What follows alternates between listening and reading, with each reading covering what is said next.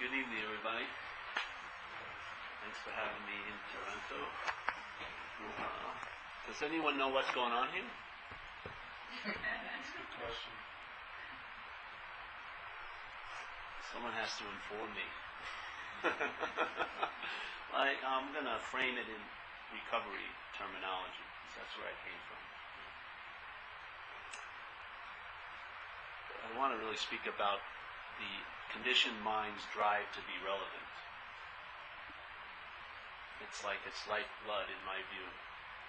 So let's say you get a message that everything is just okay, just as it is, and everything's perfect. It still seems like you need to acknowledge that for that to be so. So someone says, exactly as you are right now, everything is just exactly the way it is. There's no person, there's no thing, and yet there's still be a drive of relevance by the mind to find out or see where it plays a role in that, of everything being just okay, just as it is. It almost seems as it needs its consent for that to be so. And then you keep trying to find where you're relevant in. There's absolutely nothing to do, because the conditioned mind has a very difficult time with nothing to do. Because it's in doing that it gets relevance. In recovery, we talk about it as playing God. So the conditioned mind in self-centeredness plays God, with God, actually. So it will tell you how close and far you are to God. Even if you met your greatest teacher, let's say, the greatest authority that you've made someone else in your life, and you went and saw them, her or him, and they said, you know what? You have always been okay, you are okay, and you always will be okay. I bet you that would maybe last for an hour or two until you got home. Because then the real authority would rise up and proclaim that I'm not okay. Even though that other authority was the seeming authority of all authorities, but only given that role by the authority of selfing. Yeah. To me, self, there is no noun called self. It's just selfing. It's a mental process. And the mental process is selfing. And in that process, it makes up a noun out of all that verbing called a self. As soon as that occurs, then instead of seeing life as happening, you see life as either happening to you or by you or for you or through you. But you are always the relevant aspect of it. Not life, but you. And then at that point, as soon as the selfing sets up this, see, it's a verb. Yeah. There's a verb called selfing. Part of the verb of selfing is an illusion that there's a noun, sort of like a noun rises above, and now it claims the mental process. Instead of the seeing, the natural seeing that it is a verb, the natural seeing is clouded, and there's a sense of a noun that now starts looking. Yeah. It's much different than seeing, because looking is a contrived way of seeing. It's seeing being claimed by selfing. And then selfing plays God with seeing, and it causes it to be a way of looking. And so now, like St. Francis says, what's looking is what you and I are looking for. But I like to say it's really what's seeing is what you and I are looking for. And at every moment there's looking, that's the seeing. Now, who's going to make the qualification of, is that the real seeing? The belief, the thing that's looking. That's playing God. So now you're looking for seeing, but you can only can recognize it as an object to the seer, which is you.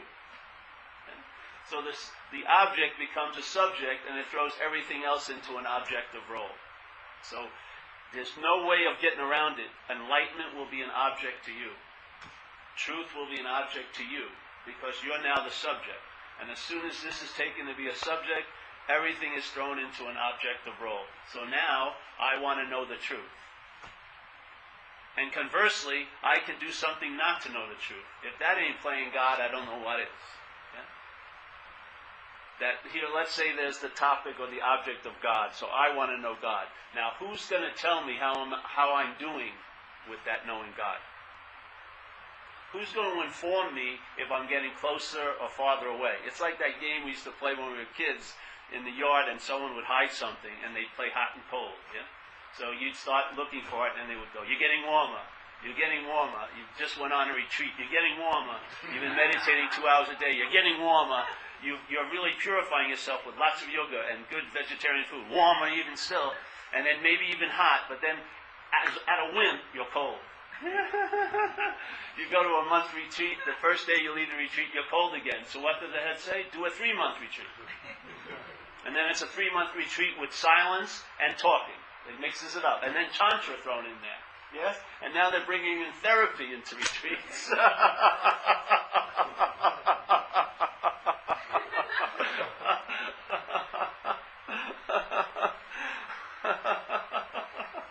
And on we go in this modality of doing and having. Because the only way self can have relevance is in doing and having. When this is presented that you're actually receiving nothing, the selfing will try to make something out of it by you saying no to it. Okay? If you say no to nothing, you've made it a something to say no to. Nothing is not yes or no, it's just a realization. All there is seeing. That's all there is. All there is seeing.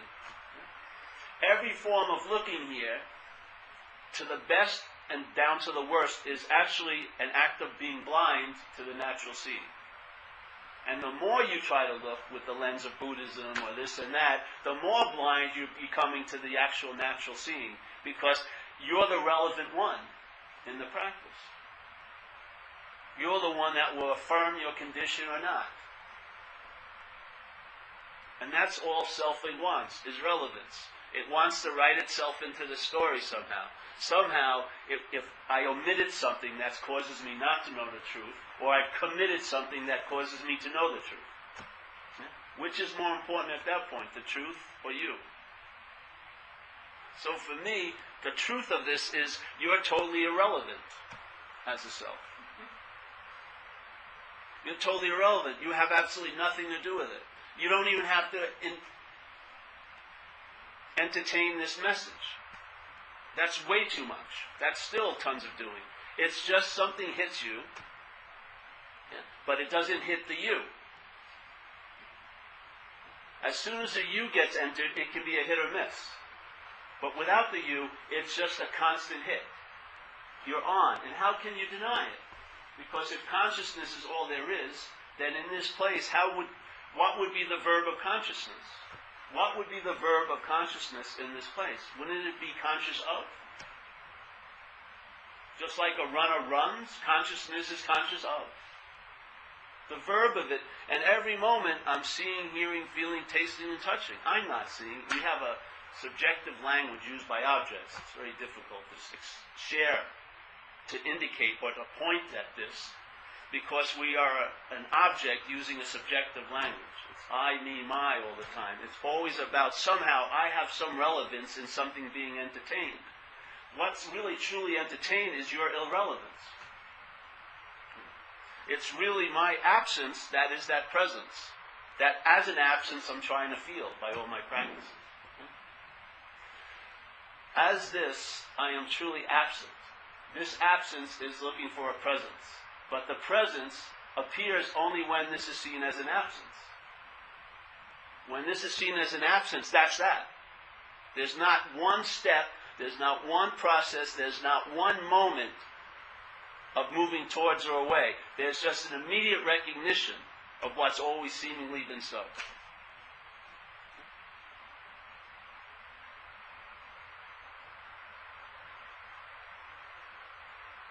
And actually, that's that.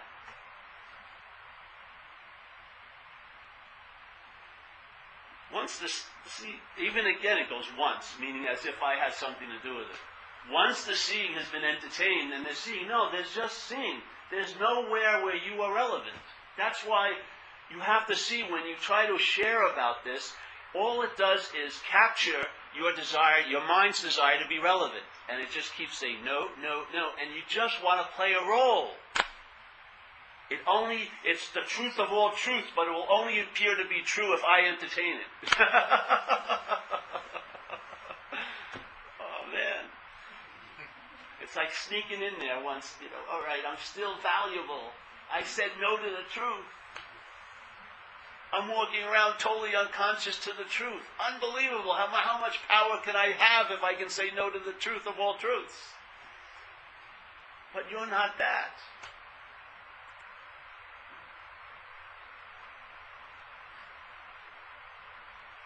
And you never were that decided it wasn't that. You were never this that came to this great decision. I'm not this.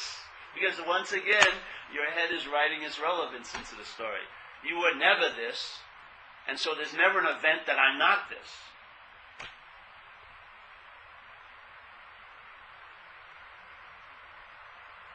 I mean, if there's a sense of, like when I was a kid, I went to Catholic school, and they had 3 things they pound away into you, which is God is omnipotent, omnipresent, and omniscient, which means it's all-powerful, all-knowing, and everywhere. And so it used to hit me, then why aren't I feeling it if it's everywhere?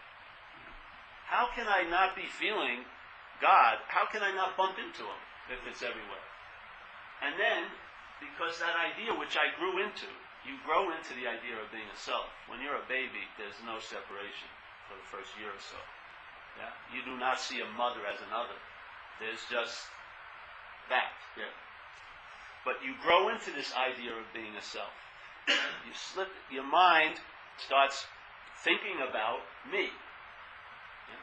The me is a thought, but it starts thinking about that thought as if it's a noun. Yeah? And so in a sense, this idea of being a self sort of climbs out of the ocean of verbing and comes on land and then announces that it is solid and real and a fixed reference. And as soon as that sense of self is taken to be you, you are now in a special somewhere. It's almost like a gated community. Everywhere can be acknowledged, but only as a concept, because everywhere cannot be possibly where you are, because you are a special somewhere. You are a long-lasting, independent, separate entity. And so here you are in this gated community, and you want to learn about everywhere, but you cannot possibly learn about everywhere as a special somewhere. Because the special somewhere is precluding the hit of everywhereness. And so, where do I have to go if I'm trying to find everywhere? What map would I have to get? And maybe let me make it juicier. To get to the center of everywhere, where would be the center of everywhere? Everywhere. Yeah. Where would I start going to everywhere? Anywhere or everywhere? Where would I end up? Everywhere. Yeah. Where do you have relevance in all of that? You only have relevance if it's a special somewhere. Because a special somewhere at least has to deny its special somewhereness. Yes? So that the everywhereness breaks over it as like a special somewhere. I've woken up. I have risen above the chaos. It's a story. There's no rising above anything here. There's just seeing. There's conscious contact. Seeing is demonstrating its verb by being conscious of. There's vision, there's hearing, there's tasting, there's touching, there's smelling, and there's witnessing thoughts. That's being conscious of. All day. What happens though? The mental process says, I'm conscious of. It claims the seeing, claims the hearing, claims the feeling, claims the tasting, claims the touching, and definitely claims the thinking. So now thinking isn't thinking, it's my thinking. I'm the thinker of it, or it's about me. Seeing is never even sensed anymore as a verb. It's I'm seeing that. The emphasis is on me and the object I'm seeing. Yeah? The emphasis is on the hearer and what's heard, but never on the hearing. That's the conscious contact. To me, that's the always available evidence of your absence. Because you are not conscious as this. You actually are conscious of this. You are not conscious. Well, maybe you may believe you are. I'm just sharing whatever for me. I am not conscious as this. I am conscious of this. And I'm not even I that's conscious of this, because it would sound like there's a difference between I and you. There's just seeing of this. And this is being made up. This is being reinforced. This bondage to this idea of being a long-lasting, independent, separate entity is reinforced, that bonding agent, because in a sense, there's nothing to be bound. but the bonding agent isn't natural. So for this, your consciousness, you as what you are, to be bonded to the idea of being a body, there has to be a very strong glue. There has to be a very strong glue. And that's the daily narrative of a life looked at from a fixed reference called Paul. And that daily narrative, the language, sets the glue every day, and then you live as if you are a body. Yeah? And that this becomes conscious. This is what's conscious. I'm seeing, I'm hearing, I'm feeling, I'm tasting, I'm touching. And as soon as I believe it's my seeing and hearing, feeling, tasting, and touching, then it releases all of the possibilities in split mind. I can have an opinion, I don't want to see that. I didn't like to hear what I just heard. And on and on and on. And then this giant avalanche of selfing. Selfing.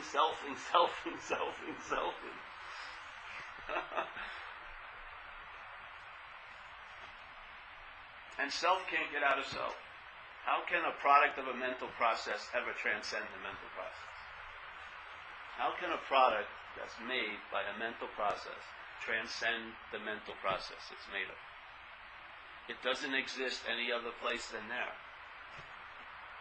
So here, simply, what are most people living in today? They're living in a mental experience of what's not happening. They're not having a physical experience of it because why? It's not happening. But they can have a mental experience of it, so they think. And they think about the past and the future. So here I am sitting here tonight. What tonight is it? Friday. I'm sitting here on a Friday night. But my head is thinking about next week. Now, in what's not happening, anything can happen. Literally, anything can happen in what's not happening. I can have cancer next Friday. I may be very healthy right at this moment as this action figure, but I can have cancer. I can be destitute next Friday. My girlfriend is definitely sleeping with my best friend next Friday. I know it because I'm away. I'm in Toronto. She's in San Francisco. I should have called her before I came here. Yeah, all this stuff. So, in what's not happening, anything can happen. Now, I can't really see it. I can't hear it. I can't taste it. I can't touch it.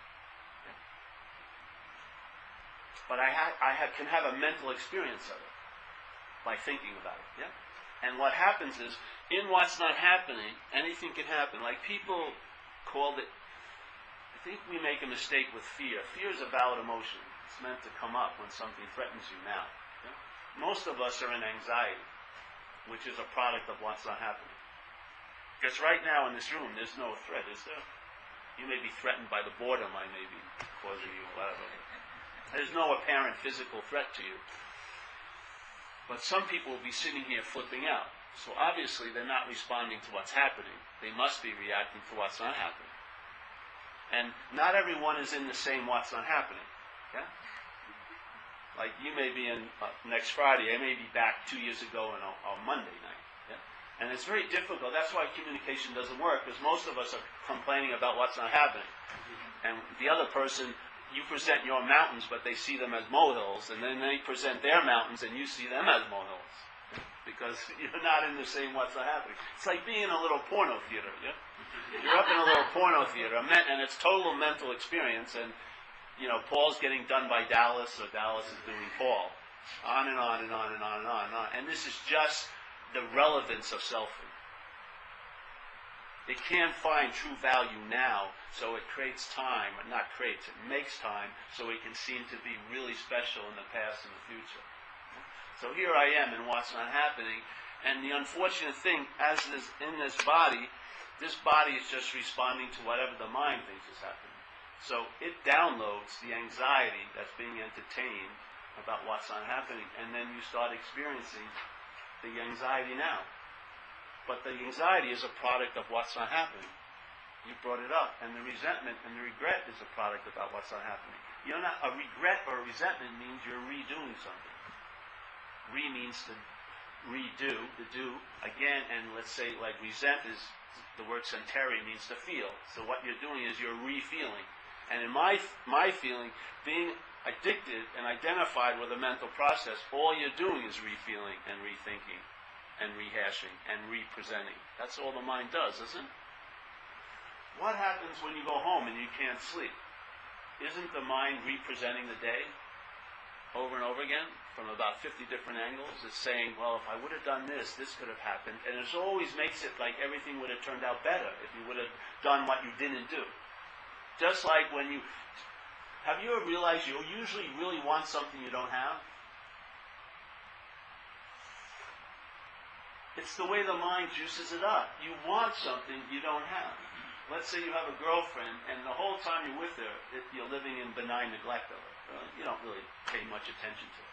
But then she leaves, and she suddenly becomes the source of all your happiness, now that she's gone. Do you think that's just random? There's an agenda there. The selfing feeds on drama. It feeds on anxiety. It feeds on concern. It feeds on vindictiveness and envy. It feeds on being special. It feeds on being relevant. So, okay, what would be the antidote to what's not happening? What is happening? What is happening? Exactly. What is happening is the antidote to what's not happening. Or you can just say it's not happening. Now, what more would you need to do about something that's bothering you that's not happening than to realize it's not happening? Would you need to have therapy over it? Really? Would I want to go over and pay people money and say, hey, listen, I've got a real problem? And they go, yeah, what is it? Well, it's not happening, actually. Well, let's go on. If I was a healer, the best I could do is say, hey, it's not happening. But I don't like that idea. I know you don't, but it's not happening. I'm not going to buy that solution. Let's get another one. Okay, here we go. Once a week for 4 years, come and we'll talk about what's not happening. But isn't that, as soon as you would see it wasn't happening, that would be that.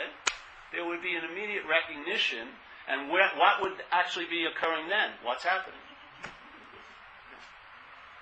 You would be right where you've always been. You would leave the mental experience, and you'd be rooted in what's happening now. And an immunity would grow to what's not happening, based on the relevance of what's happening. Now, how many problems can you cook up right now from today? But how many problems can you cook up from a future and a past? And let's say you have 50 problems. You must be pretty damn relevant to have 50 problems. Yeah? You don't know, you cannot believe the size of my problems.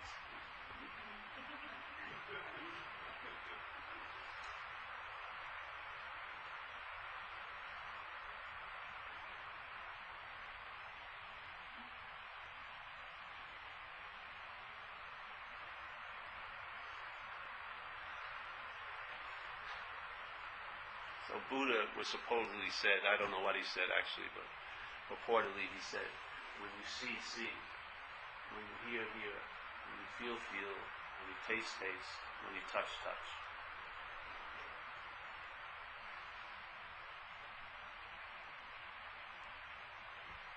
You can be conscious of the conscious contact. Why? Because you're conscious. Not you are conscious, but there's consciousness. If it's you that's conscious, you will be unconscious and conscious based on what you do or don't do. Doesn't it happen that way? You say no to all there is consciousness, and now how conscious you are and how unconscious you are is going to be dependent on who? You. Yeah. Something you omitted causes you to be unconscious. If I would have just gone on that retreat, if I would have just gone to India in 95, then I would be really conscious now. It's always about the self. Yeah? But with all there is consciousness, that's an optionless state. There's nothing for the self to do. There's just the recognition that there's nothing as a self, actually. But definitely, there's nothing for the self to do. And yet it's going to do a lot of stuff. You are, anyway.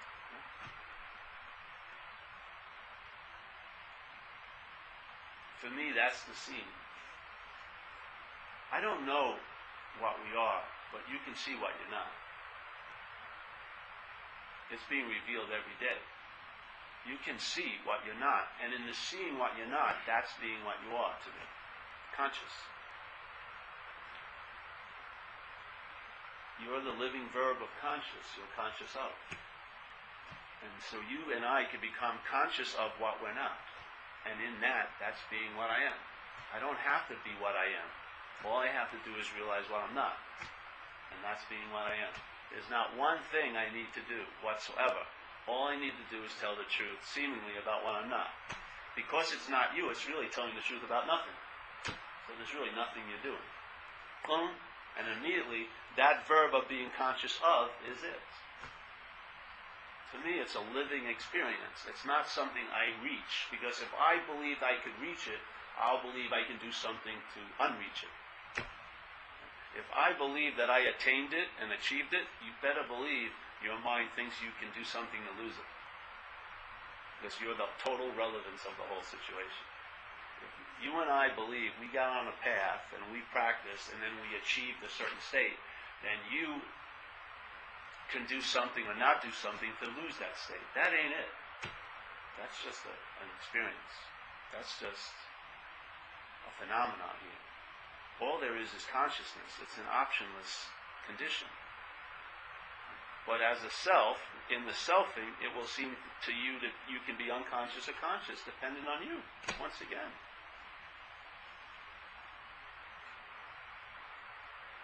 It's constantly seeking to write itself into the story.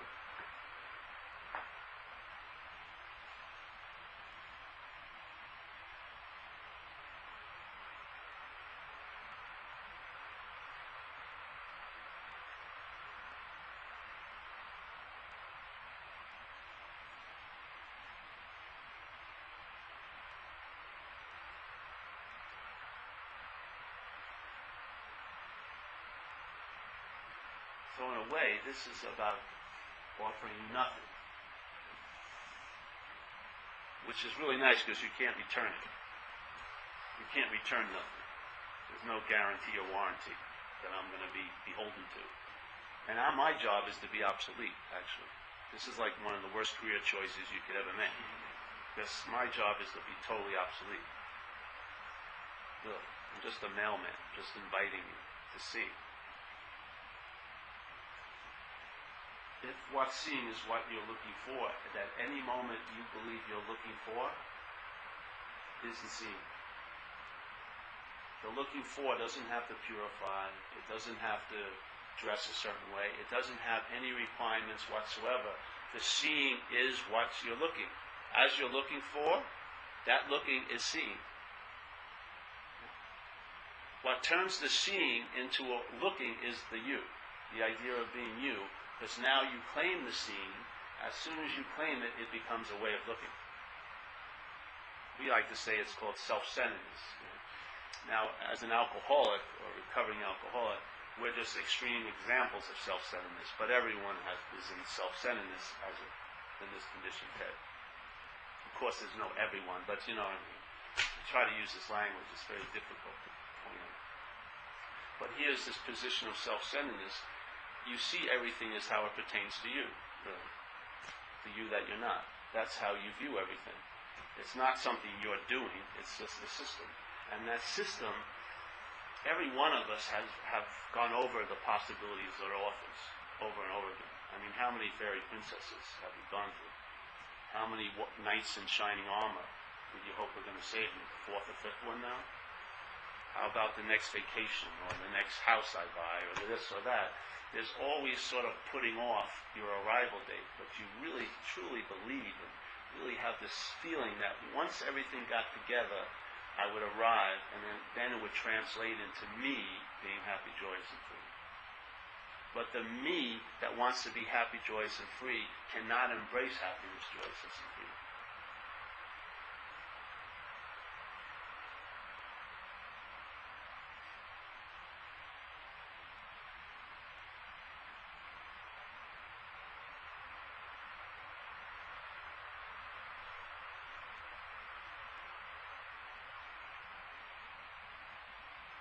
What's one to do?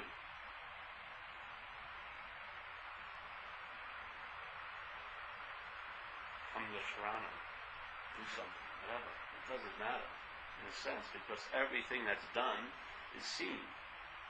Everything that's not done is seen. Everything, every thought that's ever been noted is because the mental process was illuminated by consciousness. How could you find anything prior to that, even in your living experience here? How could consciousness be claimed by what is appearing in it as what's conscious? How could a thought represent me more than what's illuminating the thought?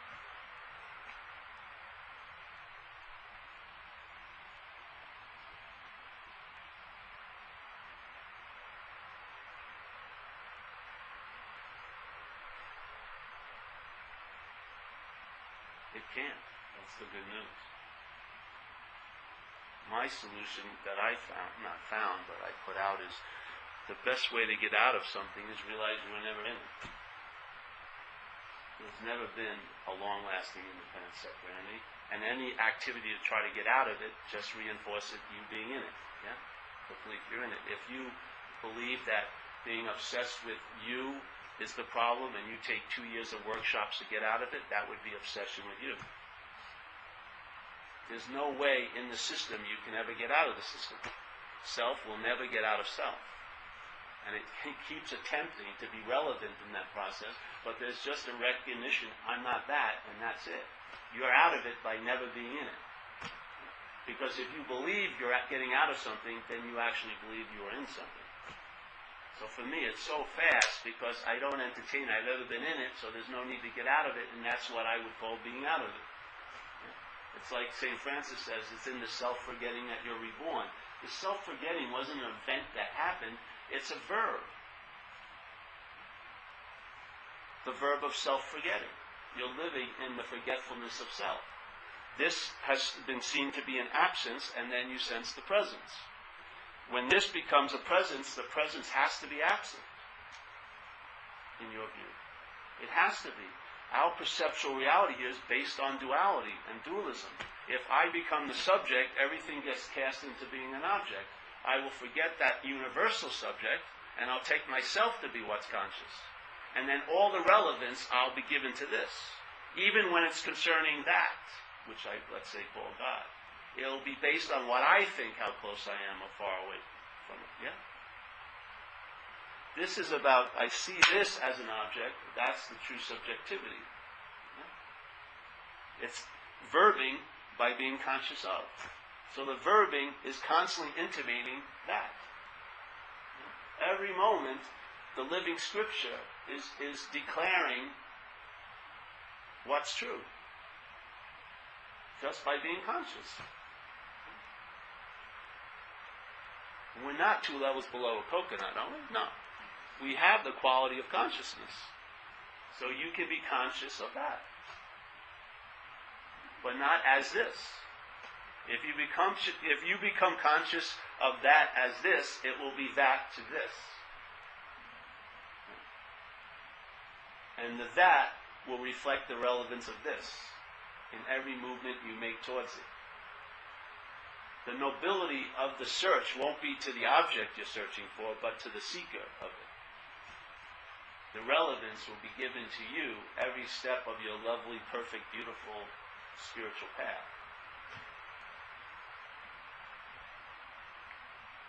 When this is seen as not this, then all there is that. Yeah? And then you see the structuring and the reinforcement and the presentation of selfing. You see it. And if you're seeing it, you're not seeing from it. And that's the freedom from the bondage of self. The bondage of self is an activity. You were never bonded to self. It didn't happen 30 years ago like you got a brand like a cow, and now you've got the brand of the self ranch, and you're running around, and everyone's, no, it's a verb. You're selfing. Not your selfing. I think it's very difficult to say. There's selfing going on. The mental process is selfing, and it's caught up in this illusion of being a noun, the self. That being that causes you to be unconscious of consciousness. I had a direct hit when I was young. My Uncle Fred, who I really liked, because he used to give me money at relatives' parties. He died, and so I was 9 years old. My mother took me to the funeral. So she walked me by the casket, and I looked at Uncle Fred, and I had a direct hit. That ain't Uncle Fred. Just like that. Wow, that ain't Uncle Fred. He was dead. The body was there, but what was really so about him was gone. See? Yeah? And it was so clear about it that, in hindsight, I was thinking the body was Uncle Fred because I was thinking that this was Paul. Yeah? This was me, so that must be him. But with it not being there, it was so obvious that was not Uncle Fred. And you could take an eye out of his head and put it in a live body and it would see, but it was not seeing then. It is not the eye that sees, obviously. It's the consciousness that sees through the eye. For me, it's like this is a telescope, yeah? This apparatus. And let's say there's a telescope and the scientist wants to see the stars. So he goes to a telescope and the lenses make up a perception that the stars are closer. Yeah? Now, if you saw him doing that, the stars haven't moved closer, literally. They're still way up there. But perceptually, he sees the stars by looking through the telescope. So let's just say consciousness gets to see itself as other by looking into light through this. So undifferentiated light comes into this telescope. The lenses, like a prism, make up a world. Yes? Now it's all differentiated light. But it's all undifferentiated light. It appears to be differentiated when it comes to a body. So consciousness comes through a body, and through the body it can be conscious of others, things and everything like that. Yeah? When all there is consciousness, and that's that, it's not having an experience of consciousness. Yeah?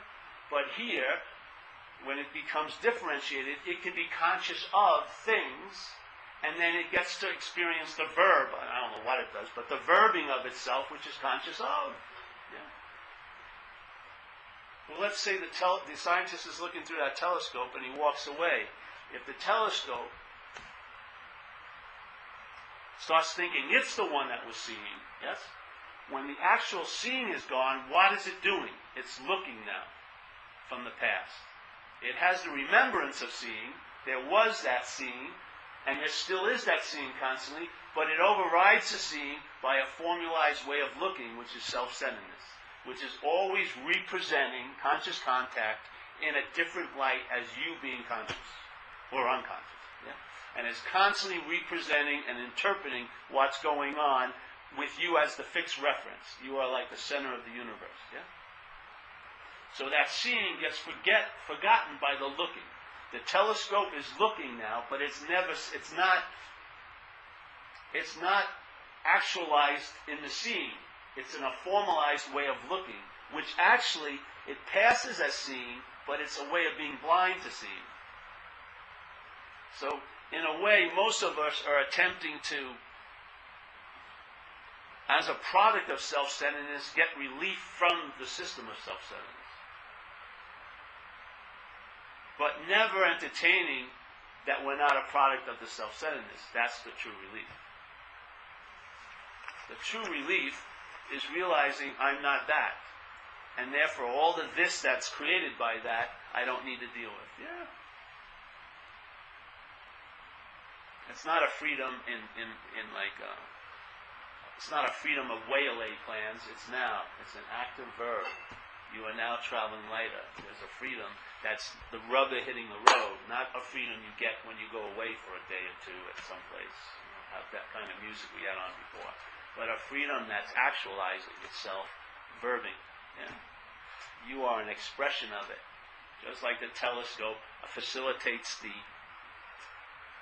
scientist to see, this is the interface for consciousness to express itself through in its verb of being conscious of.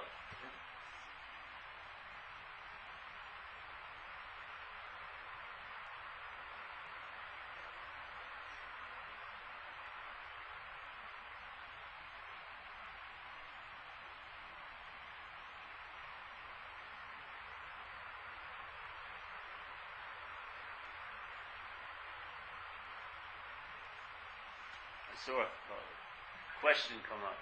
All right, yes? So this biological machine is an interface. Yes. Is there a point then where my ego mind becomes passive and we just let these sensation sights and things come in consciously provoke? See, again, there's a relevance in there, that you're going to do something. Well, would that consciousness become so active? People talk about the mind being still. Well, the mind is still. What's agitated is the mental process of selfing. The mind is still. The mind is peace. That's why it says you can enjoy peace of mind. It's not made. You can enjoy peace of mind because there's peace in mind. But what's the agitation is the selfing. The selfing starts seeking. Yes? It's generated. It's been seeking since it recognized the tit. Its whole thing is seeking. And if you know it, when you find something that it is saying that I'll stop when you find that, have you just ran right over it after a week or two? I know people who think they've been enlightened 3 times this life.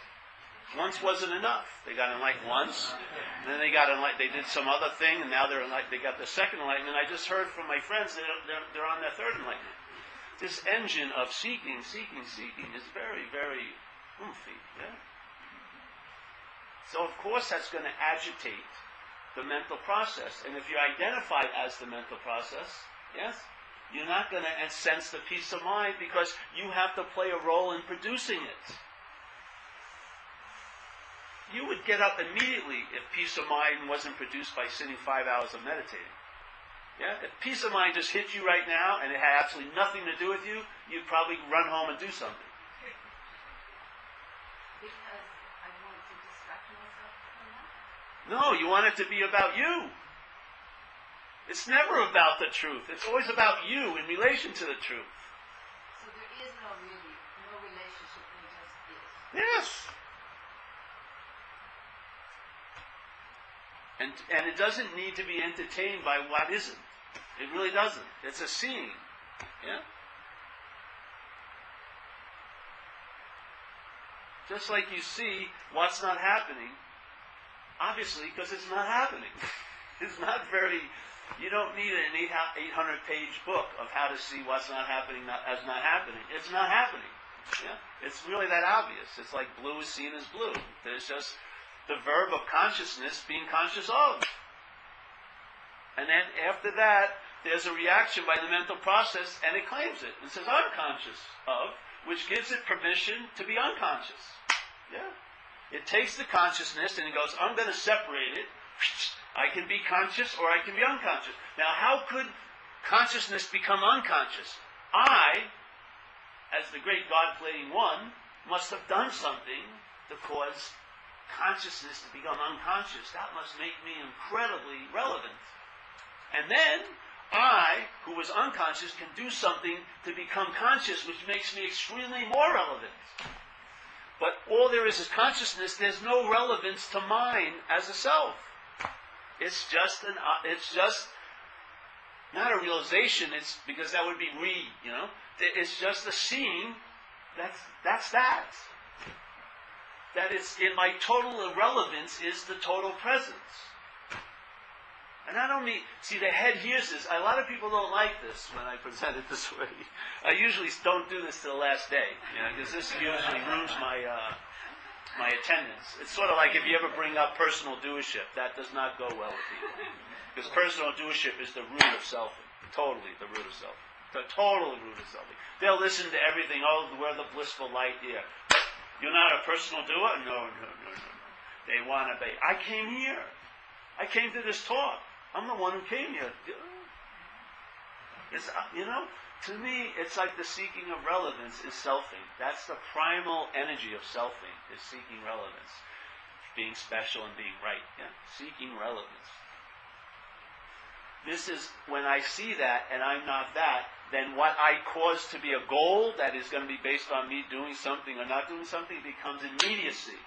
Because it's always been an immediacy. I have absolutely nothing to do with it. Therefore, time doesn't get involved in it because it takes me time to do something. Time becomes totally irrelevant. It's prior to even me sitting and going like this. All right, I'm going to get ready for the talk. I've already missed it. There's no getting. Who's getting ready for the talk? It's prior. It's so quick. There's no time. It's just like how many people here today were in a cafe and they heard someone complain about gravity. Gravity. Like, oh, Jesus, my shoulder. It's really pressing hard against my shoulder. How about you? I see your right one's dropping. I'm having a real heavy experience of gravity today. No, You never experience gravity, do you? Because you're always experiencing it in the body. You're constantly under its influence, and therefore you don't recognize it whatsoever. You only know it when you're absent. When you go into an anti-gravity thing, then you realize, oh, now I know what gravity is. Exactly. You will not know the presence but by your absence. And your absence is the recognition of irrelevance. Because it's not you're absent as if you're a solid thing. Your absence is seeing the verb of selfing as not being you. There's no noun of self that has to be absent. It's the verb of a noun in the verbing. That's the absence of what? Self. That's the presence. That's when looking and seeing are seen to be the same thing. Because the you that separates them is gone. So there isn't seeing that turns into I'm looking. It's just seeing. The you comes out, then seeing and looking aren't. There's no conflict with seeing or looking.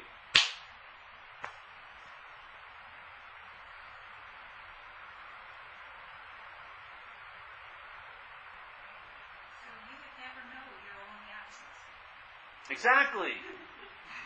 Exactly. You can't imagine your own absence.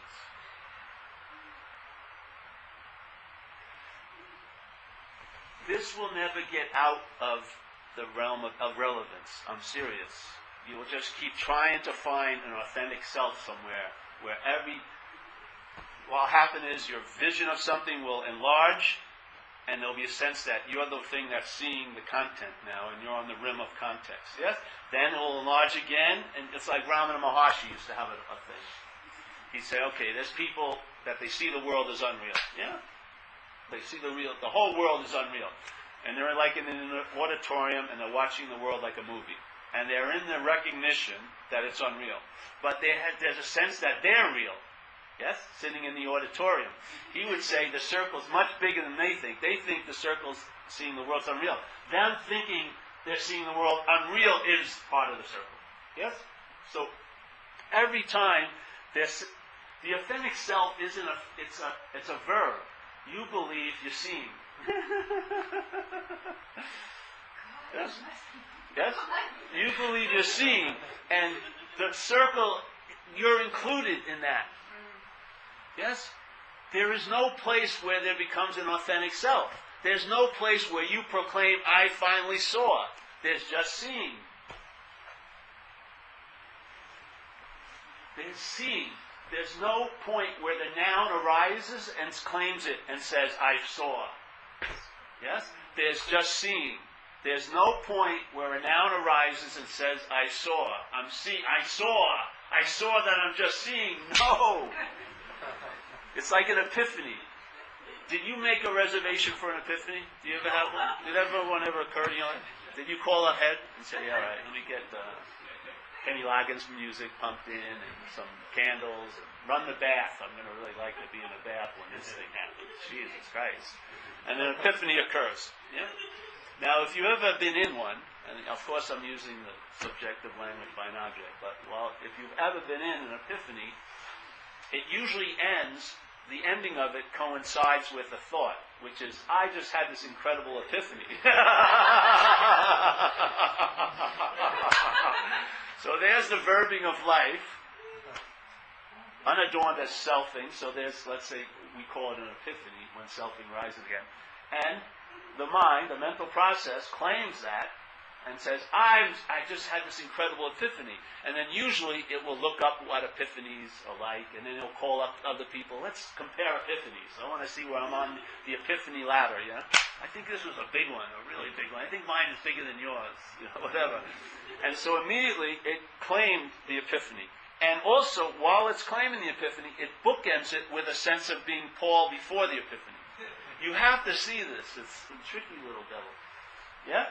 So it bookends it. So here's an epiphany, which is just an incredible revelation of your absence and of your relevance in everything. Yes? Unbelievably blatant whack Zen bitch slap right across the face. Huge. Yeah? The head regroups. Unbelievable. The mental process, if nothing else, it's a real regrouper. It can just reconstitute like that. So it goes, okay, I just had this incredible experience, and I didn't have it 3 hours ago. I was at the 7-Eleven, and then I was walking, and I went to Denny's, and then when I was in Denny's, it hit me. Yeah. So now it will tell people, and they'll try to go to the 7-Eleven, they'll try to order the same thing at Denny's, and they'll try to create the same situations that the epiphany. I must have ordered the wrong thing. That's why it didn't happen to me. So now the epiphany, which was an incredible revelation of soulness, in a sense, becomes an experience your selfing has. That's what it does. That's its relevance. It claims. It claims the body as my body. It claims time as my time. It claims problems as my problems. It claims thoughts as my thoughts. Feelings as my feelings. Everything that consciousness is revealing, it claims it. Yeah? So in the claiming of it, you lose the sense of being conscious, and you get the sense of being conscious as this. Don't you? You're walking around feeling, hey, this is what I'm conscious on. It's a sense. As soon as that occurs, you definitely do not entertain being conscious of. So now you may try to do things to become more conscious as this, and then you may want to say no to the things that you believe make you less conscious as this, but there's no recognition of the optionless state of all there is consciousness. Yeah? And all there is consciousness is being here by being conscious of, through this apparatus.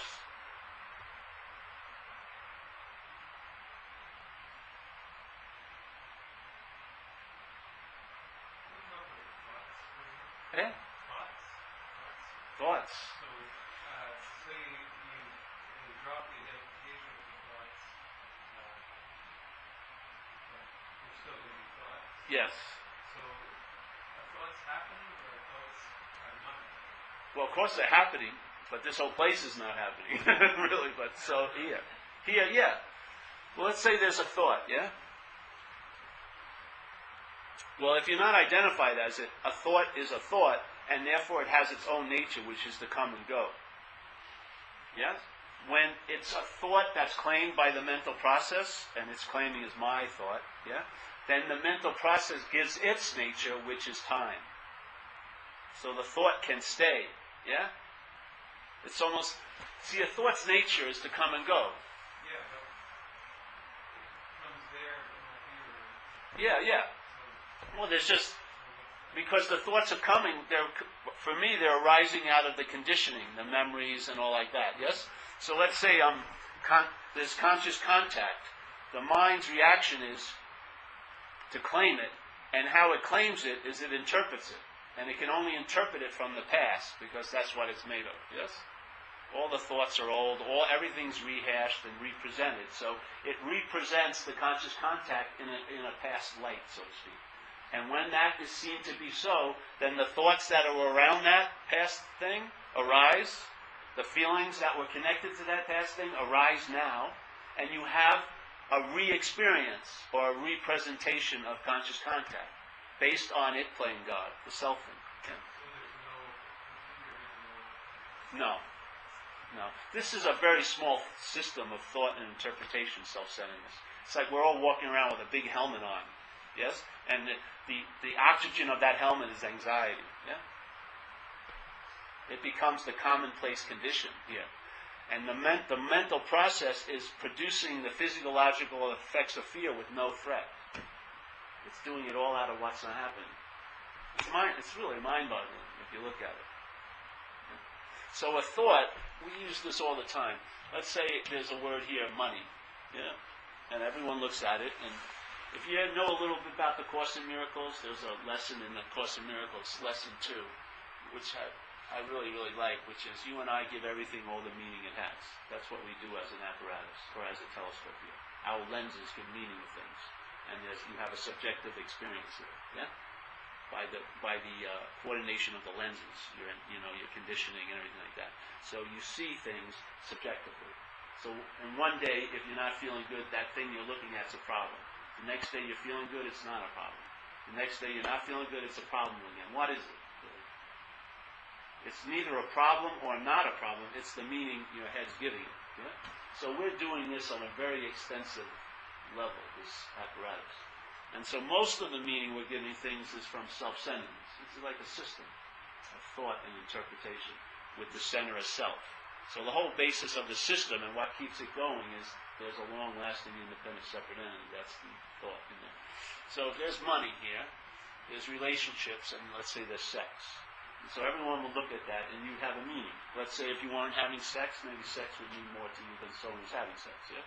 If you didn't have any money, it may mean more than someone in the room who has some money. Okay? But if you really want to change the weight when life gets claimed by selfing, is add the word my. My money has a lot bigger meaning to you than money. Eh? My sex, big time meaning. My relationships. You can write novels about that. Yeah? Same thing with thought. A thought is a thought, but if it's my thought, it can be the beginning of a novel. Yeah? It's the my. It's the act of identifying, yes, that whatever appears in consciousness, thoughts appear in consciousness, yeah, feelings and all this stuff, you believe they're bringing a message to you, but really my view is that the conditionality is injecting a meaning into them. So a thought occurs, and once it's seen as my thought, which means I'm the thinker of it, or it's about me. Those are the way the mind claims them, is I'm the thinker of these thoughts, they're mine, or they're about me. When that's in place, the conditionality, the memory, all those files, it's like as soon as Paul thinks something's happening, that Paul represents tons of files. Yeah? As soon as something occurs and is claimed by Paul, I'm seeing this, or this is about me. And what are they doing? Tons of files get activated, and those files inject into the thought, or into the feeling, or into the event, and this thing gives meaning to the event. So you never see exactly what's happening. You see what you think is happening. Or actually, better, what you thought was happening, because it's the past. Yeah? And so you're reacting, you're not responding, because responding is conscious contact. Reacting is the mental process to conscious contact. And we are suffering from the meaning giving that self-centeredness does. And that's why it's the same old to you. Let's say you go to Bangkok, Thailand. In 3 days it looks like Vancouver. It's the same old. Yeah? You're going to give the same old meaning to things after a while wherever you are. Because the same system's running the show. And so we've been through every possibility you can have in self-centeredness. The best possibility it has is you will be okay later. It's never you're fine now, is it? Have you ever seen someone who comes in and you go, they're really suffering, and you go, oh, what's happening? You say, oh, don't worry, I will be okay. All right, so when is that okayness going to happen? Well, it's usually based on what they do or don't do, once again. Yeah? But they don't have a sense of okayness now. That's what the possibility of self-centeredness is. You will be okay later, at a future date. Never now that you're okay, you will be okay. Same thing with the fairy princess of the knight in shining armor. I will be saved by another person. Yes? I don't feel love at all, but I will feel love when someone loves me. This is the possibility of self-centeredness. What you are as a source of peace and love becomes forgotten, and something outside becomes the bringer of the peace and love. And so you're dependent on them. Yes? If they don't show up, there's no love. If they show up, there's love. But only conditional. If they don't show up, there's no love. And this is playing God with that you are the source of love. Yeah. Does that reactive sort of influence of conditioning change? Like with the seeing? You're hoping, yes. Well, they say chop wood, carry water after, like chop wood, carry water. It's like okay, all those kind of reactive influences, I'm thinking, are still going to take place. They're just. But it won't be you. It won't be you, and that's the freedom. Nothing has to change one bit. What changes is it's not you. If I was here, well, I am here tonight, right? Yeah. Let's say there's a woman I'd like to know in the other room. I want to know her biblically, right? I'm interested in her. But I don't want to take a chance about asking her out because she may reject me, and I don't want to go through that, God forbid. Yeah? So I'm trying to hear what she has to say. I'm thinking she's going to be talking about me with her girlfriends. So I'm supposed to be doing this meeting, but my attention and interest is in the other room. Yeah? I'm like really straining to hear. And so someone says, hey, Paul, you're supposed to be doing this. I'm in total agreement with you, but I can't help myself. Yeah? I'm very interested in this. This means a lot to me. Yeah? And so someone says, hey, Paul, here's a book, This will teach you how not to listen through a wall when you're supposed to be doing something else. I page through it. I understand, but I can't seem to help myself. But when I hear her speak, and she's speaking about Matt, and my name is Paul, by the way, yeah? She's speaking about Matt, I lose interest immediately. I don't have to take a 3-month workshop, how to lose interest in another conversation, in another room. As soon as I sense it's not about me, I lose interest in it. That's exactly what happens. As soon as you realize there's a seeing that they are not your thoughts, you'll lose interest in them. Seriously, like that. And you can't lose interest, you'll lose interest in them. Interest is like, there's no quantified amount of interest or attention. You'll lose interest and attention in that object. You don't have to wrestle with the obsession with self. When you realize it's not about you, it will dim down. And that interest and attention, it's almost like a force, like gravity. Don't you feel it sometimes? If there's sort of like an energy that moves everything to have a lot of meaning to you. Yes? And like when I was a kid, I remember I was 10 years old, 11 years old. I was walking through the hallway at school, and a girl said hello to me. And I went home and wondered what she meant by it for about 5 hours. It was like the biggest event of another huge day of all big events. Everything was ponderously important. And my mind just represented it 5 hours. Does she like me? Doesn't like me? It was just unbelievable insanity.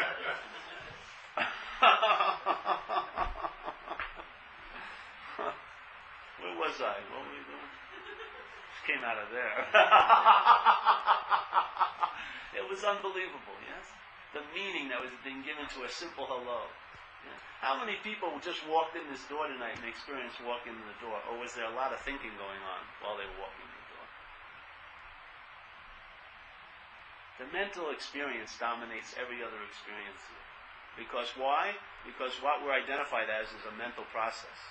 Why would it not want to be involved in mental experiences? That's what it is. It's an idea or a thought from a mental process. It's totally engaged in the mental world. Your thoughts have your interest driven by self. Does it have really a lot of attention or interest in now? It's always dwelling in the past and the future. Yeah?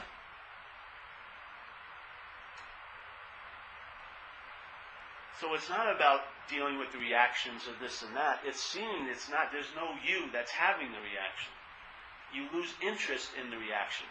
You lose interest in the big... See, for me, it was like the need to be liberated was dropped. It has absolutely no importance. Yeah? I lost total interest in the search. I didn't, but there was a losing total interest in it. Because there was a seeing that what the hell is going on in a search? A lot of you. And I'm not that. So I lost interest in what things it does to reflect itself, which is seeking big time. Yeah. Am I an alcoholic? No. But I had alcoholism. This mental process has it, and this physicality has it. Yes, for sure. I was wondering when you say that the addictive personality, how's someone different who has an addictive personality than someone who supposedly doesn't have it? Don't we all? Well, there's different extremes. Yeah. So could you illustrate that? I'm just curious to know. You'd have to hear my story. No, I can't do that here. For me, alcoholism is an extreme example of self-centeredness. And it has some levels of consequences that are extreme. In other words, it usually paints with a broad stroke. Yeah? So we're like tornadoes. We cause a lot of havoc around us. Yeah? Other people sometimes are totally enthralled with self, but it's a quiet desperation type. Alcoholics are usually pretty flamboyant in their destructive nature. Yeah? So I would say that's the difference. And also the excessiveness of the concern with self is much more extreme than quote-unquote normal people. The excessiveness of the concern with self. You see, the mental process makes up an idea of self. The disease of alcoholism is not in the blood. It's not like cancer. It's not on the skin. It's not in the lymph glands. It's in the mental process. You can't take an X-ray and see alcoholism. You can't. You can't see the tumor of alcoholism in an X-ray. You can't take an MRI scan and see alcoholism. No, there it is, right next to the lung. It's not there. It's a deep mental groove in the mental process. And so if the mental process is producing a product called a self, then that product is going to be infected with alcoholism if the mental process has alcoholism. Yes? And it's going to express that disease. What alcoholism is to me, in a sense, it's like a parasite. Yes? It takes over the seeming host, and it expresses itself through the host. Now, this is a very hostile takeover, so it has an incredible strategy. It convinces the host that it's the host. Yeah? So someone with alcoholism is identified as a self. If you're identified as a self, you can never entertain being free of it. The best you can do is killing yourself. The body has to go with the mental process, that disease, because you are identified as that disease. Yeah? When you see you're not a self, you can be free from the bondage of self. Your mind can entertain being free from the parasite. But if you're identified as a parasite, you will never entertain being free of it. You'll just be cleaning up after it and getting a therapy and trying to get its self-esteem and all this stuff. Which is trying to train a snake to be nice. It's not going to work. So when you go to an AA meeting, or when one goes, and I've never been to one, so I don't know, that's why I'm asking. You have to say, I'm an alcoholic? You don't have to say anything. Is that the protocol? Well, every different region has different protocol. But I know people who've gotten, let's say, wily about it. They will say, I'm a grateful member of AA. So they're not actually saying they're an alcoholic. To me, it doesn't matter because I'm not. Yeah? So I can say anything. I've met people who, for example, the guy who's making my house this weekend is very proud to say that he's an alcoholic. Yeah. He gets a big smile on his face and tells me he's the secretary for his group. And it's like his new identity. Yes. Whatever selfing comes in contact with, it will claim. Yes? That's what it does. It doesn't have a life of its own. It has to have the life that's presented through you. So whatever life is being presented through you, the selfing will claim it. So thinking is being presented through you, you're saying, I'm the thinker. Feelings are being had in here, you're saying, I'm the one who feels. Seeing, feeling, tasting, touching is occurring, it's saying, I'm the seer, I'm the hearer, I'm the feeler, I'm the taster. Its first movement is to claim life. Yeah? And make it its life. Let's say you had a kid and you were in a park and there was 20 kids there in the park playing. Which kid would you be looking at? Yours, yes? Same thing with thoughts. As soon as thoughts become your thoughts, your attention is driven to them and bound to them. And then you believe the thoughts bring in you something, but you actually injected it, you did it, the self-centeredness with a meaning.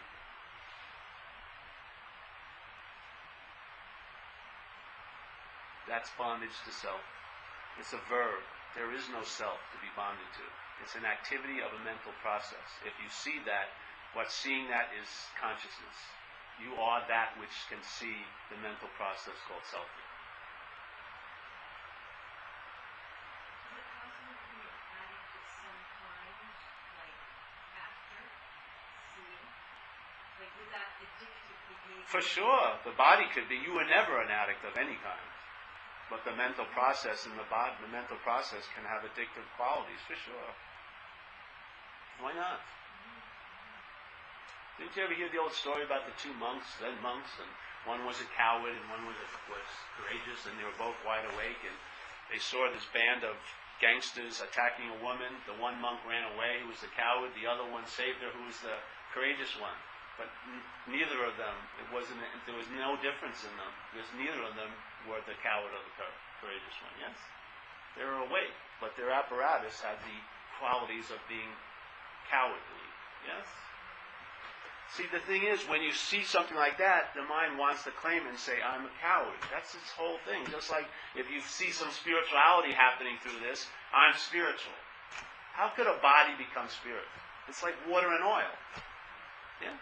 If you believe you're this, then the best you can do is try to become spiritual. It's like trying to graft something onto something else. It doesn't work, does it? I mean, I read a thing in a Buddhist magazine a couple of years ago. It was incredibly eye-opening. A guy who was a famous meditation teacher said all of his oldest students were coming to him after 20, 25 years saying, nothing radically has changed. What? 25 years of practice and nothing radically has shifted? Selfing can claim anything. Anything that manifests through this, it will say, I did it. And is that something we have control over? Because, No, of course not. There's no we. That would mean that's another self. See, once again, you're relevant. By either not having control of it or having control of it. We're always written into it. You can't go in a mental conversation to where it's not. It will just keep writing itself into the story. I find myself hearing that when you talk about self-lifetime, there's hearing it as though it's something I'm doing and it's something that we can change. It's something I'm doing. That's exactly right. That's the perfect revelation of selfing.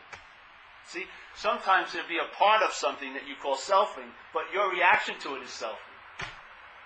See, there's always a sense that somewhere there's going to be an authentic me, and I'm going to have a valid response to it. There is no authentic you.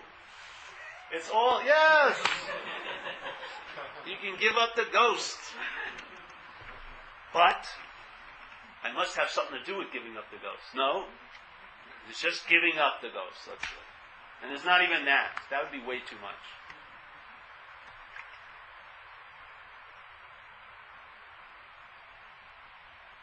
See, in AA we have a statement, very big statement, called quit playing God. It's the how and why of the whole program, which means it's pretty comprehensively important in the program of recovery. Yeah? I would imagine if it says the how and why of it is to quit playing God, it seems to be pretty important. Why do we need to quit playing God? It doesn't work. God doesn't have to play God. Something that isn't God plays God. That's the mental process. It's playing God. It's replacing God with self. I don't like the word God, but let's use it. It's replacing God with the everywhere of God with a special somewhere of self. And now it's living from this as the center instead of being in the everywhereness of center. So of course, if you're living as this as the center, then there may be in a special somewhere, then the peace that you really, really, really, really, really desire could be somewhere else. Yeah? If you're in a special somewhere, then peace could be somewhere else. But when you realize all there is everywhere, then peace must be right where you are at all times with no requirement necessary to entertain it. It takes it totally out of this. First of all, it takes it out of space and time. Because all doing needs time and space. Yeah? So this message takes you out of space and time, out of any effort, and there's an immediacy of boom, onness. Now your head, and then in that onness, you'll see the mental reaction to it. I'm telling you, it will try to claim it, surround it, deny it, yes, promote it. I have it. I didn't have it, but now I have it. What did I do to get it now when I didn't have it before? It will write a story of its own relevance. It will attempt to neuter the total unadornedness of a life of not self.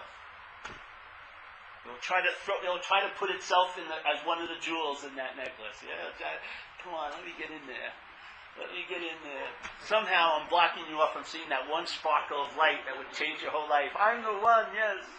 I should have meditated longer. I was with the 16th Karmapa and I left. Oh no!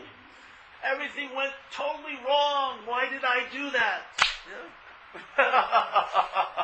I was with a guru when I was younger, really young, and he was purported to be the Lord of the universe. And I found myself in one of the hells of selfing because I didn't like the Lord of the universe. So what does that make me if there's the Lord of the universe and I don't like the Lord of the universe? Pretty damn bad in my little selfing. Man, what a fucking emotional hell I was in for 5 years. All the devotees rushing ahead and I'm sitting there. This guy's a jamoke, you know what I mean? Oh, the all wonderful, and it just wasn't translating. It was hell. Yes? You knew exactly what you needed. Exactly. Well, yeah. That's also a story. Yeah. There was nothing I needed. Yeah. But you see, it was incredibly painful. Yeah. You quoted the Buddha and you quoted St. Francis. Yes. And I don't know if I should use the word belief, but do you, Paul, have a belief in reincarnation? Paul does not have a belief in reincarnation. A belief in reincarnation. No. But Paul could have a belief in it. Paul can go either way, but I'm not Paul. Yeah. People are trying to... The speaker have a belief in reincarnation. Well, I'm not the speaker either. You're not going to catch me with that. It's not going to happen. I've heard it all before. But you can try it. So from that space, this is just a game? To who? To play in a sense? Or It's just there's his. not even enough will to be playing a game. It's just... Well, no, see, that's the thing. We're attempting to try to apply third-dimensional or self-centered rules onto something. You won't be able to figure it out from that view. It's not a game, or it is a game. Who knows? It's just what is. But it has a quality in me, for me, that it's constantly on. And in that onness, or in that verbing, it intimates its nature. Now, to who? There's no who. But there's an intimation of its nature by its verbing. The consciousness of the incessant being conscious intimates something. And as you're traveling as that, the intimations sort of download, and it seems to affect the action figure. The action figure starts traveling lighter. Yeah? Because maybe, just maybe, it can finally, in a sense, because it's not entertaining its own absence as the absence, it's entertaining its absence as the presence. Yes? To entertain your absence as the absence is impossible, like you shared. But you can definitely entertain this absence as the presence. And I'm saying you are that. You are that presence.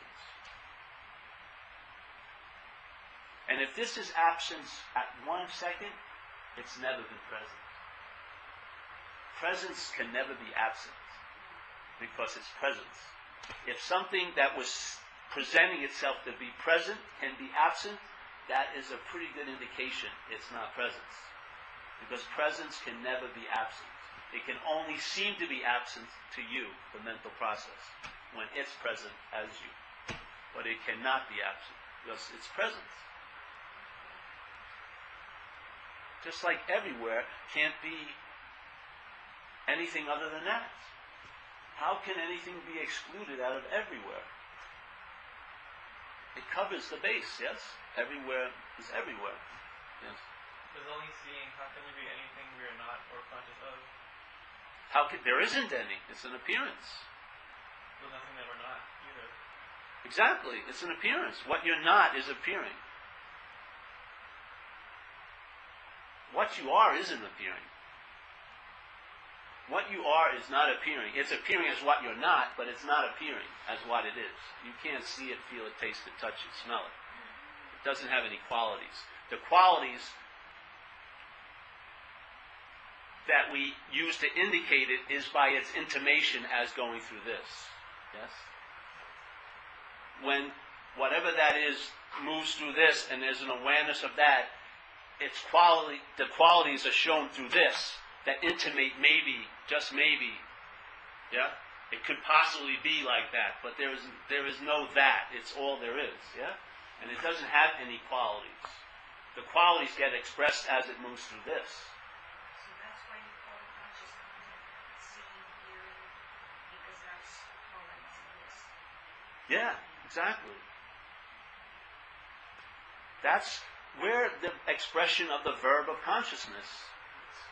Consciousness is being conscious of through this, isn't it?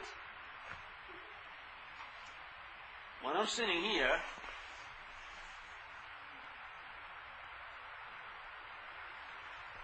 let's see, there could be a world where there was 20 sense doors. Seeing is seeing. It's not defined by the gates it goes through. In here, it goes through, feeling, tasting, touching, smelling, and hearing, and then seeing thoughts. But it could be 20 doors. Who knows? Because all there is seeing. Awareness, yeah? How am I going to have an intimation of that, yet by the verb of being conscious of? The constant verb of being conscious of intimates awareness. There's no way in hell it would ever be intimated unless there was consciousness of. All there is awareness. There would be nothing going on. Just like you can never realize you're not a body unless you believe you are a body.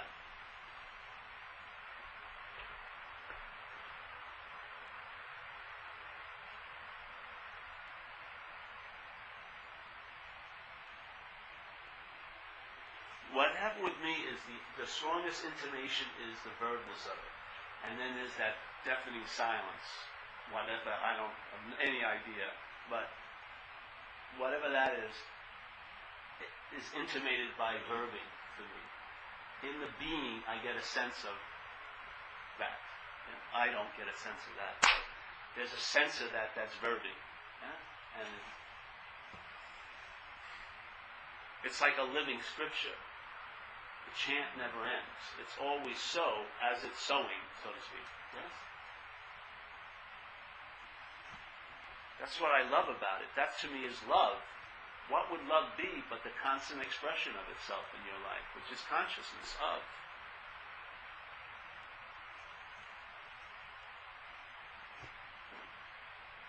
Consciousness of all the time. All.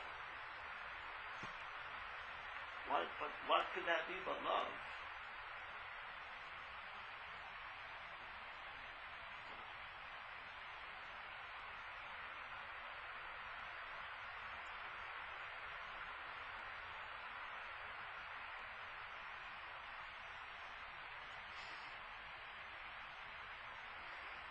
There's a rule in AA, it's a little made-up rule. It says, don't take yourself too seriously. Yeah, it's fun. Got to get to the root of this. Did I hear you correctly when did you say that you couldn't know who you are without knowing who you aren't? No, the act of knowing who you are, like Ramana said, knowing God is being God. So the act of knowing who you are is realizing what you're not, because that's the act of being conscious. You're recognizing what you're not. Yeah, that to me is the knowing God or the being God.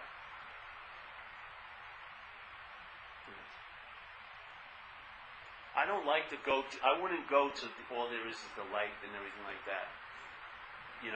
Because there could always be a sense of a self that's going to the light.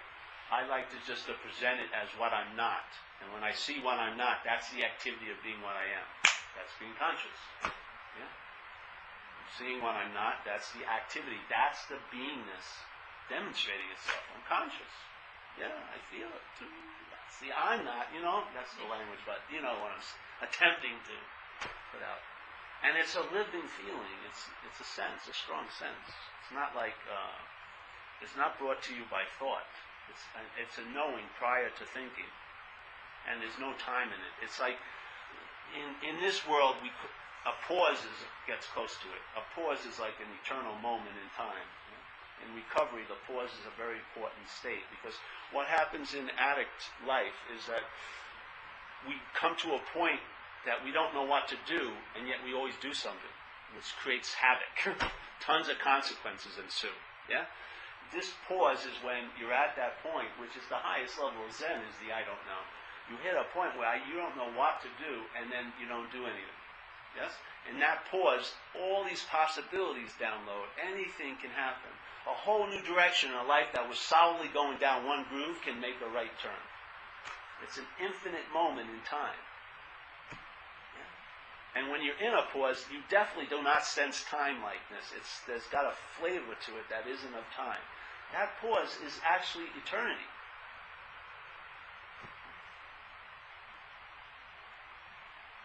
So we, say just live from the pause, because that's actually the revelation of what you are. Not all the chatter and all the time and space in between. That's an appearance of what you are.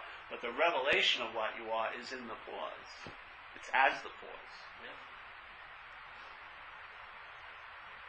Mind can entertain huge.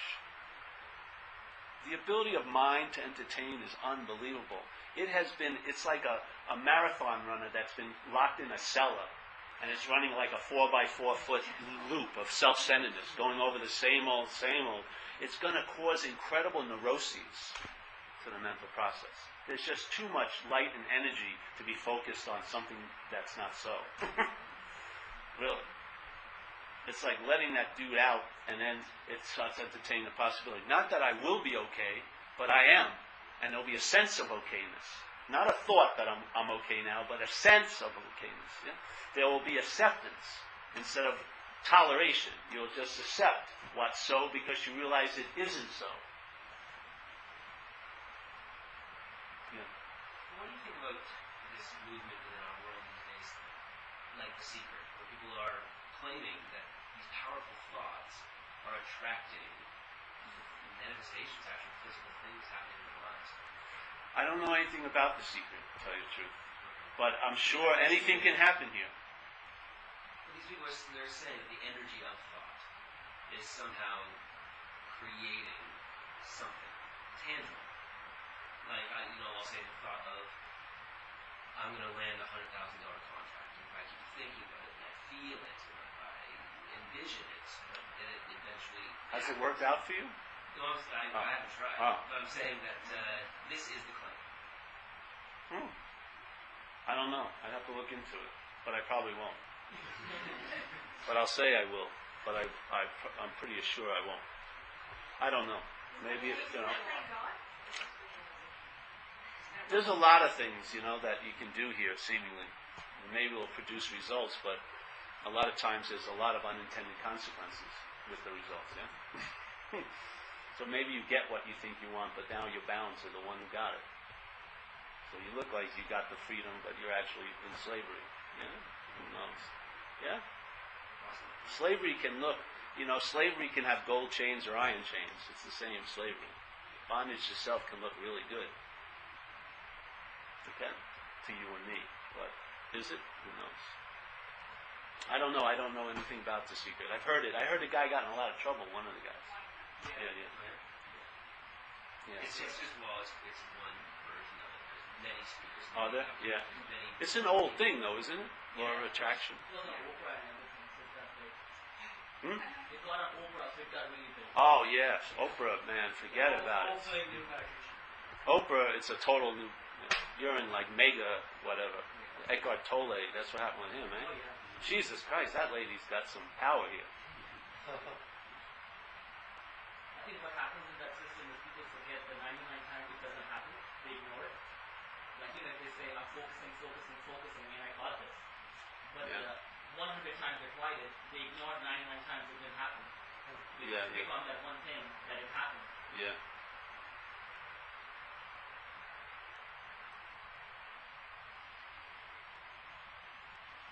I'm stumped by The Secret.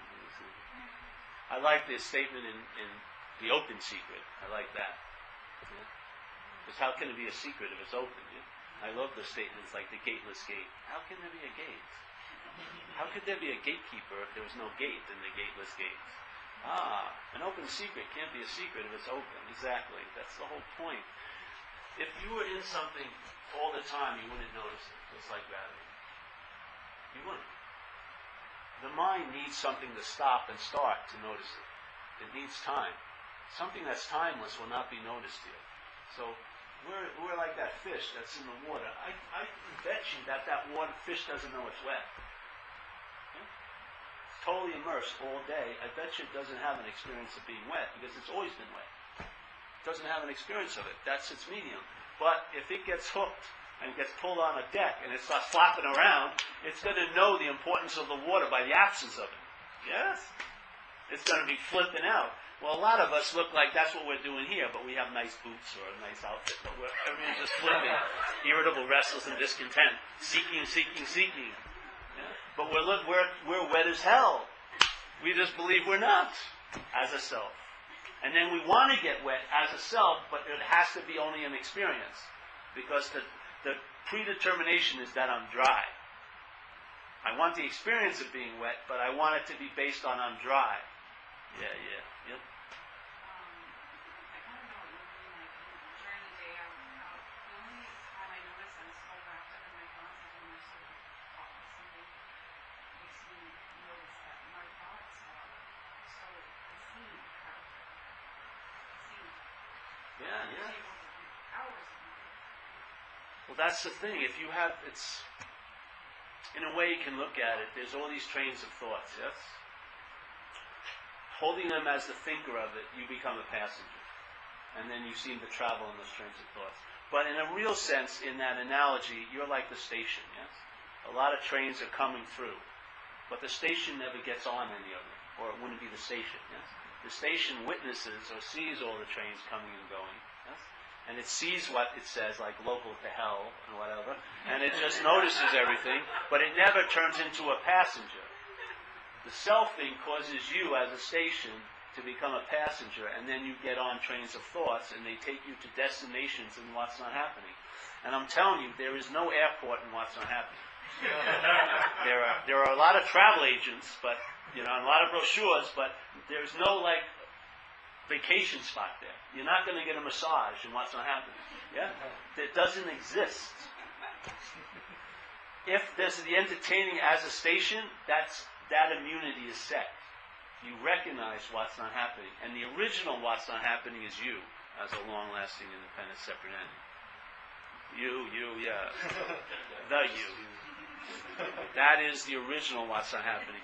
With that as taken to be happening, then what's not happening seems to be real to that. Yeah. When this is not seen to be you, what's not happening is seen to be unreal. You don't have to practice it. You don't have to read books on it. It will just, you will see anew. You will see what's not happening has one quality lacking. It's not happening. And what's happening has one quality that thing doesn't have. It's happening. Yeah?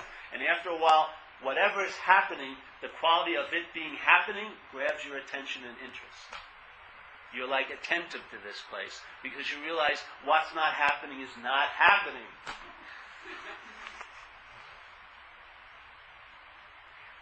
And it's just the mind being bored sometimes. I notice that when I get up in the morning, when I wake from the bed, 9 times out of 10, there will be a line of a song that just goes over and over and over in my mind. And it's been happening for years, and I finally saw it as my mind just being what it is, doing these things, just for the sake of that, just to be active as a mind. And it wasn't cool and exciting.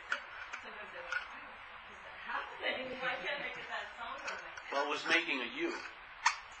Yeah, but now I have started to see it as just an action or an activity of the mind that is not so much deal. You see, the meaning of all that inaneness is that it makes a you. That's having the inaneness. The inaneness, its real value is its reflection of a self that's in it. So it can be totally insane shit, but it reflects a you that's having it. And that's the drive of this conditional mind, is the relevance of that idea of being you. It'll use anything, the most inane stuff. It can go over and over and over and over and over again. You can just obsess over the newspaper boy missed your porch 2 Sundays ago.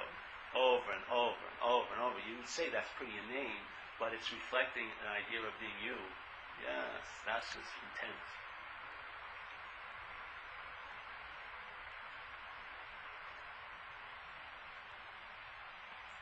You're never presented as a thought.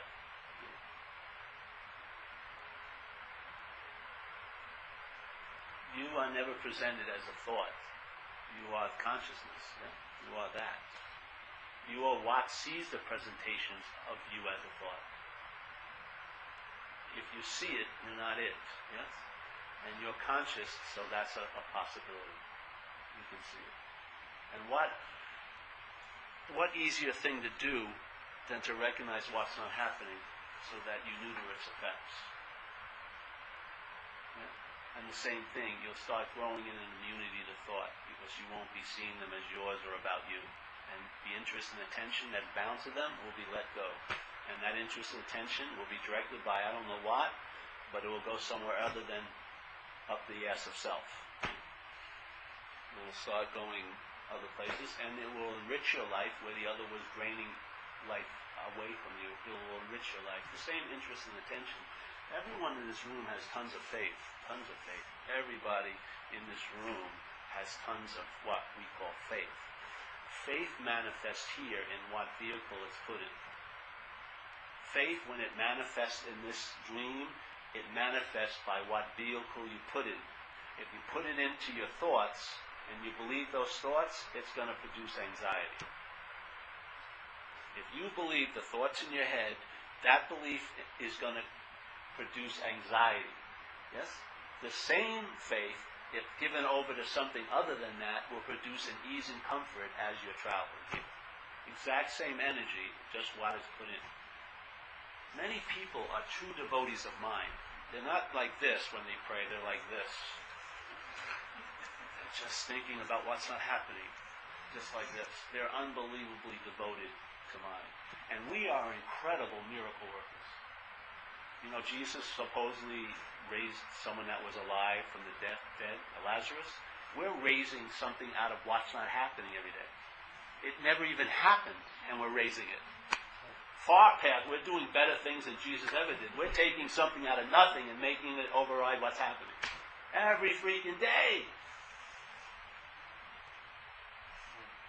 It was never existed, and yet we're bringing it into life. But we aren't doing it. That's right, we're not doing it. It's happening, but we're believing that it's happening. That's right. That's why it's happening. With such, It's not happening? well, it's happening, but that's why it's happening with such juice. It uses you're the technicolor, you're the Panavision. Self is playing God with your godlike juice. Yes.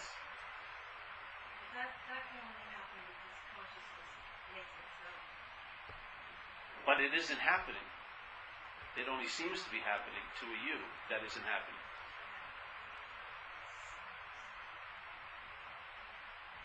It only seems to be happening to a you. If you're not that you don't see it to happen. It doesn't seem to happen. It appears, but it doesn't happen. Yeah? What time is it now? 8:45. You're going to milk out the last 15 minutes of me? Yeah.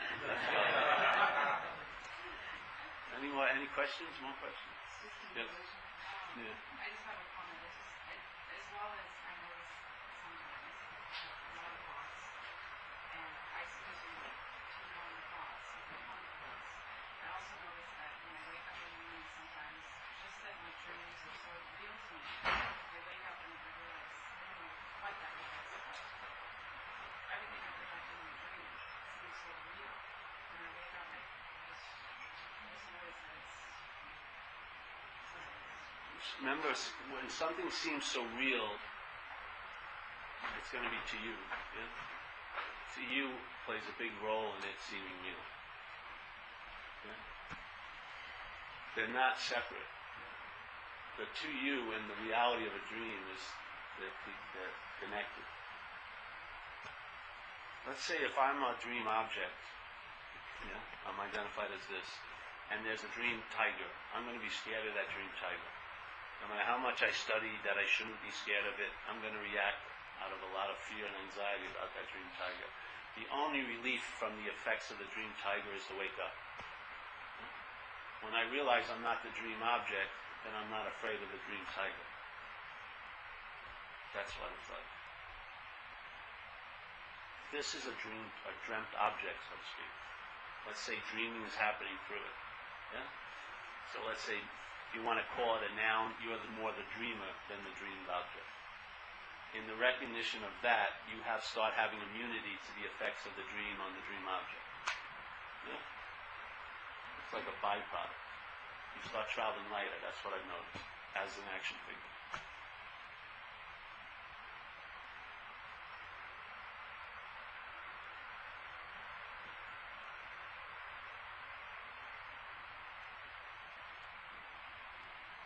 Can you talk more about the presence and the connection with love? No. No. What was it? Can I talk more about what? When you were talking about how there's always presence, Yes. and it's this feeling of love. Well, that's just an interpretation through this. Yes? When something that's constantly offered to me represents love. So consciousness is constantly offered by being conscious of. Yeah? For me, that's love. In the Course in Miracles, they used to call it, the nature of love is to extend. Yeah? To go out. That's sort of what I feel like. Yeah? Let's say if you think you're in a dilemma, the solution's always at hand. You're conscious. Yeah? That would be love. Let's say if your mind could get into this big dilemma and the invitation out, quote unquote, out of that dilemma was always offered, that would be love. Yeah? If you could get confused and get caught up in your head, and yet all the while that was happening, the invitation out of that dilemma was offered, that would be love. That's how I look at it. So is presence something like grace? Presence, yes, it's grace. Yeah. Grace and presence, I don't see any difference. But they're just names. They just, conceptualize something.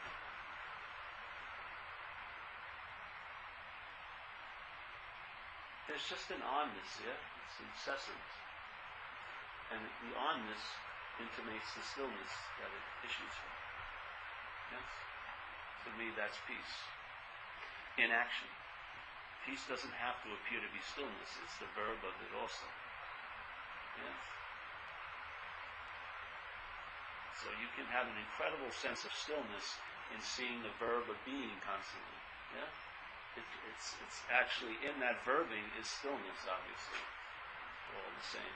So, in that sense of being, conscious of all the time, is an incredible stillness available.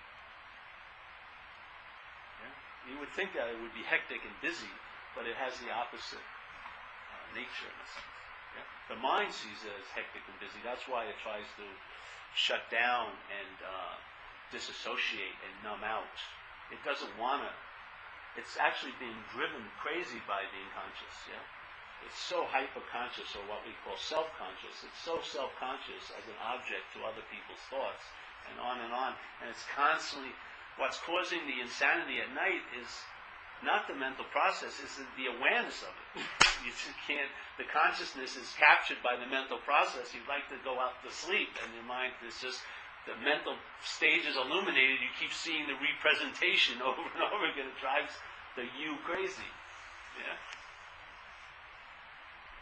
So in a lot of ways, selfing wants to be really unconscious. It's unbearable to it. The light is so unbearable to it. Yeah? That's why I don't believe you can ever travel as this, as that. It would burn you out so quickly. It's impossible if you're not so, but even if you possibly could, you'd be burnt out in a half hour. Yeah. Haven't you ever noticed some people that go through, they're here and they start, quote unquote, waking up? A lot of them, and it's just an appearance here, they go through a process. Their body gets shook up. Their nervous system has to get rewired. It's just like a lot more juice than they used to, because most of the time it was all about dimming down consciousness, yeah? Getting caught up in time. Let's get distracted. When this thing gets focused,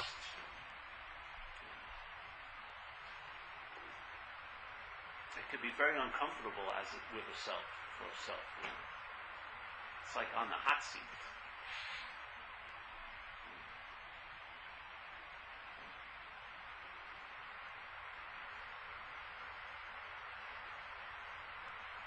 Well, like we say, you've been served the spiritual subpoena. I've done my job tonight. my seed assignment, so to speak. You sense you sense something. You go, yes, that's it. That's the meal. The concepts and the language is an envelope. The real message is what goes through the mail slot. Yeah? The intellect has a mail slot. You have to give a message, yes, in a way. But the message is not the envelope. It's when you see the thoughts, whatever, the language, but the message is the energy. Yeah. It's like a souffle. It's beautiful. It's so beautiful and it's sweet. Yeah, it's sitting there. Don't you? Come on.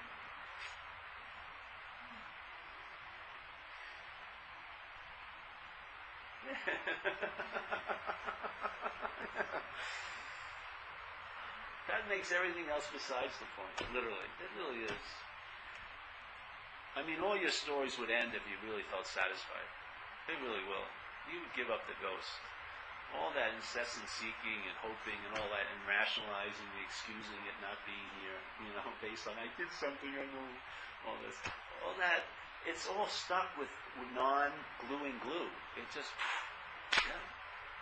It's finally, you have the ability to recognize what's so. You're conscious. Yeah. And once that is tasted, you have an ability to taste what's not so. It's like seeing blue is blue and red is red. It gets very clear. Not to anyone, it's just a clear way of going. And so, you enjoy the trip. You're not withholding now with the expectation of embracing later. You see that as a total joke. There's just there's an embracing of whatever shows up. And if the head says it doesn't want to embrace it, that's what's showing up. The head saying it doesn't want to embrace it. It's just, what else are you going to do? It's totally relentless. Onness is on. It's never going to dim down. It doesn't take a break. It doesn't blink. It doesn't take a big sigh. It's on. You can only act as if it isn't so in time for a short time called a life. It's all made up. There's no way what's not so could ever erase what's so. It's impossible.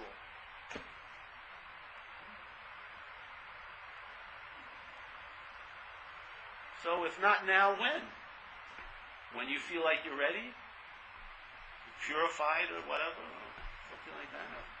That's playing God. Oh no, I want to put it off another day. Let me go home and read. I want to see somebody who contradict what he said. Yes, let's just say no to the message because of the messenger. It's mine. You're your own authority finally. It's going to be in your gut, the unspoken yes hits. It cannot be delivered by someone else. They can point at it, but the unspoken yes is... No, I don't believe in the head and the heart. I don't think it's a trip from here. I think it's the gut.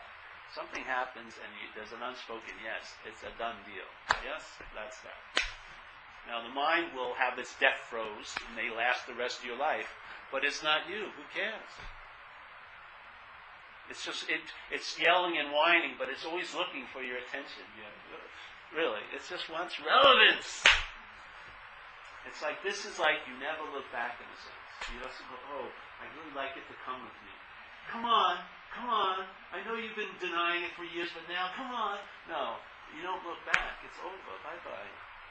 It's just a scene. That's it. Yeah? It may seem like a responsibility to your head, because it's tough to respond to the ability of being free for a head. It's unbearable to it. It wants to want to be free. It does not want to be free. Your head does not want to be free. It wants to want to be free. It's scared shit of freedom, because it doesn't exist there. So every time your mind turns back and your attention goes with it, that's the birth of selfing in a way. Yeah? Of course it's not so, but your attention gets wrapped up in it, and so it seems to be so. So we reincarnate every time we go back. That's right. Self is born every moment. You're either in a sense as a living, you're either dying to the self or as the self. Every second. Dying as the self is you're believing all the thoughts, you're thinking the world is real and solid, there's time and space, and you are what's conscious. That's dying as a self. It's a slow seeming death, but you're dying has the self. Dying to the self is you have an immunity to the thought. Yes?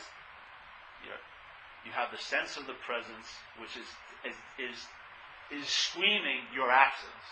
That's what it's doing. It's screaming, this is absent. Yes? And so that's dying to the self. If this is a dualistic construct, which it seems to be, that's it. That's the dualism of an expression here, either dying as or to. Yeah. And it's a verb. Sometimes the verbing, all there is consciousness, but the verbing here could be a dying as or a dying to. Okay? So if we say you're appalling, it's a compliment. Hmm? So if I say you're appalling, it's a I'm compliment. appalling. Oh, It's yeah. a compliment. Oh, yeah. Jeez, I've had better, but I'll take it. I'm appalling. Pollinating? I'll take anything. I'm a beggar for some approval. Yeah. Please. I'm walking around with a begging bowl asking for my balls back. Please, yes. Give me a little attention. I know I don't deserve it. Yes. Yes, I am appalling. Pollinating. Makes them better. I'm apollinating. That's a good one too. I'm apollinating. I'm going to use that one. I'm apollinating. There's going to be some pollination going on at 7 o'clock or whatever tomorrow. That's good. I like those. Yes. Let's pull myself together.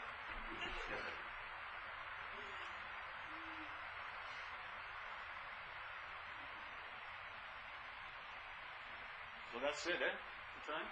Thank you. Hey, you're welcome. Thank you very much.